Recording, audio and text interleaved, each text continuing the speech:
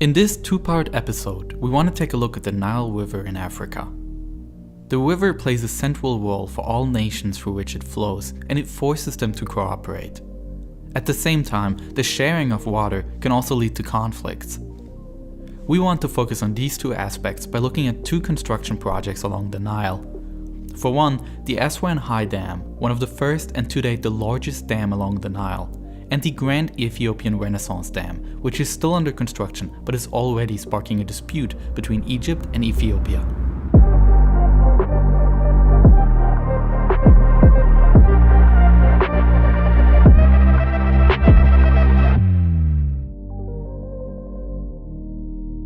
For some of this video, we will rotate the map by 90 degrees so that we can better display the course of the Nile.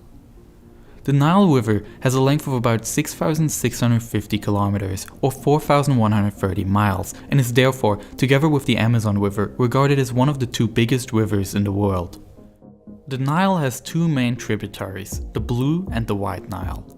The White Nile is hereby considered as the source river. It is longer and rises in Central Africa and therefore determines the total length of the Nile. Lake Victoria is often referred to as the origin, but this lake itself has many tributaries of considerable size. The Blue Nile, on the other hand, has its origins in Lake Tana in Ethiopia. Although it is not considered to be the source river, it contributes to a much greater amount of water flow in the Nile. Of all the water that reaches downriver Egypt, about 60% annually comes from the Blue Nile. And during the rainy months between June and September, 80% of the water originates from here. The two rivers meet north of Khartoum, the capital of Sudan. Here, the reason for both names becomes clear. The White Nile is named after its lighter grey color, which is a result of clay sediments in the water. For countries along the Nile, the river is of significant importance. However, dependency on the Nile also creates conflicts between nations. Let's take a look at the water situation in these countries. Ethiopia, Uganda, and Tanzania suffer water stress, which means that there are fewer than 1,700 cubic meters of water per person annually available. In Burundi, Rwanda, South Sudan, Sudan, and Egypt, it is even less than 1,000 cubic meters of water, an amount at which it is considered water scarcity. Securing water supply in these countries is also a major challenge because of fast-growing populations. Taken together, 390 million people live in these countries. And in 2030, the population in this region is forecast to rise to 504 million, an increase of 114 million people. This graph shows the population growth in percent per year. In 2016, the world population grew by 1.18%. The populations of the countries along the Nile, however, all grow well above this value. This illustrates the difficulty for these nations to provide enough water infrastructure in time. Nevertheless, it is important to say that there are very different reasons for the difficult water supply. For example, in Egypt, there is a physical water scarcity. This means that there simply isn't enough water available in the region. About 90% of the country is desert, and the Nile is the only large source of fresh water. Since 97% of Egypt's water supply comes from the Nile, the country is much more dependent on the river than the countries from which the river originates. Just how significantly the river determines life in Egypt can be seen on this map, which shows the country's population density. A whopping 98% of Egypt's population lives on just 3% of the country's territory. There are other reasons for problems of water supply in other countries. This is illustrated by this map, which shows the annual rainfall in different regions. In regions where geographically there is enough water available but cannot sufficiently be used due to inadequate infrastructure, we speak of economic water scarcity. Often, the necessary monetary means for funding water infrastructure aren't available. This is the case in Ethiopia, where most of the water in the Nile comes from. However, this Nile water is mostly from the rainy summer months, so it's seasonal. And more importantly, the amount of precipitation during that time is variable, resulting in a number of problems. The main use of fresh water in all countries we're talking about is agriculture, which is complicated by unpredictable rainfalls. Due to climate change, it can be assumed that the number of extreme weather events will increase. For countries like Ethiopia, a flood that makes large areas of agricultural land unusable is just as much a problem as increasing droughts. Nevertheless, there is also a lack of drinking water. Ethiopia is one of the poorest countries in the world, and especially in rural areas, it lacks in sanitation infrastructure, which in turn leads to water pollution. In Uganda, Kenya, and Tanzania, a disturbing pollution of Lake Victoria has been apparent for some years. The lake is the main source of clean drinking water in the area, but increasing pollution is driving up the cost of treating the water to be usable for drinking. In 2011, South Sudan gained its independence from Sudan. Yet in 2013, a civil war broke out, with several forces fighting for political leadership in the newborn country. Since 2018, there is a fragile peace agreement in place. The South Sudanese civil war killed almost 400,000 people, and millions of people are displaced from their homes, which makes access to water all the more challenging.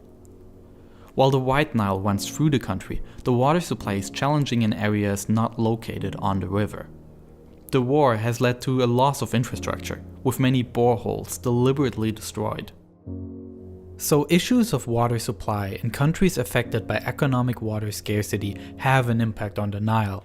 But at the same time, the water situation is affected by very different factors depending on the country and is a much bigger topic in itself. So let's focus on the Nile and the many ways in which countries seek to benefit from it. Historically, the water flow in Egypt was subject to an annual cycle resulting from the summer monsoon rains in the Ethiopian highlands. In Egypt, after months of drought, in late summer the Nile flood arrived. The Egyptians divided the agricultural land into flood basins. These basins were surrounded by dams and equipped with inflow and outflow channels.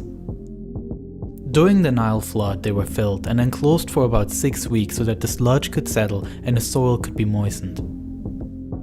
The Nile brings more than just water to Egypt. The Nile water carries mineral-containing silt, which transforms the shore land into fertile farmland. After the water was drained from the basins, the sowing took place, and it took only 3 to 4 months to harvest. In the subsequent drought, agriculture was hardly possible. Thus only plants that fit into the schedule could be grown. The original Egyptian calendar, which subdivided the year into 3 seasons, flooding, sowing, and harvesting, originates from this natural yearly cycle. In the 19th century, in order to increase the agricultural yield and grow a greater variety of plants, there was a desire to dam the Nile water and thus be able to irrigate fields even in dry months. Under the reign of Muhammad Ali Pasha, barrages were built on both the Rosetta and Damietta Arms in the Nile Delta to control the distribution of water. After Egypt came under British rule, further plans were created to allow year-round irrigation of more fields. The construction of the Aswan Low Dam began, which opened in 1902. At the time, this dam was the largest of its kind, and its height was increased twice in 1912 and 1934. Due to the success of this dam, which was able to store enough water for the annual low water period, the plan to build an even bigger one arose.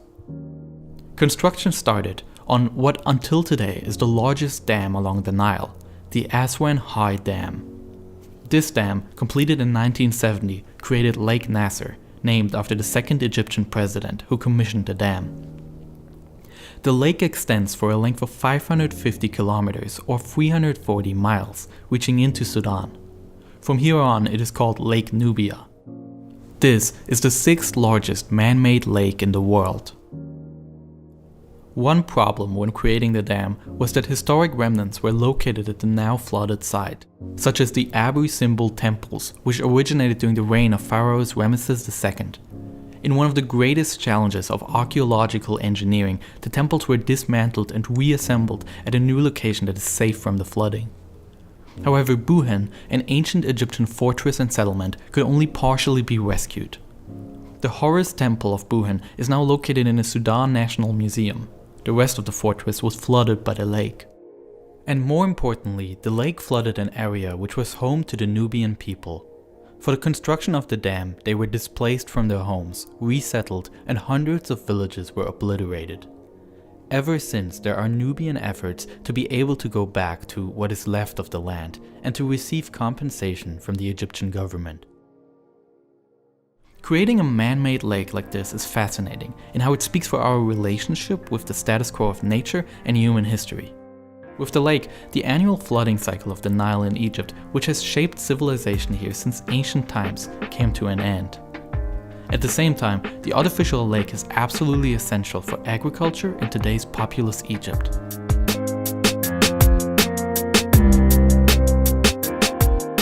With this, we conclude the first part of our two-part series on the Nile. In the second part, we look at a couple of different dam projects on the river, especially a project in Ethiopia, which is currently causing a dispute.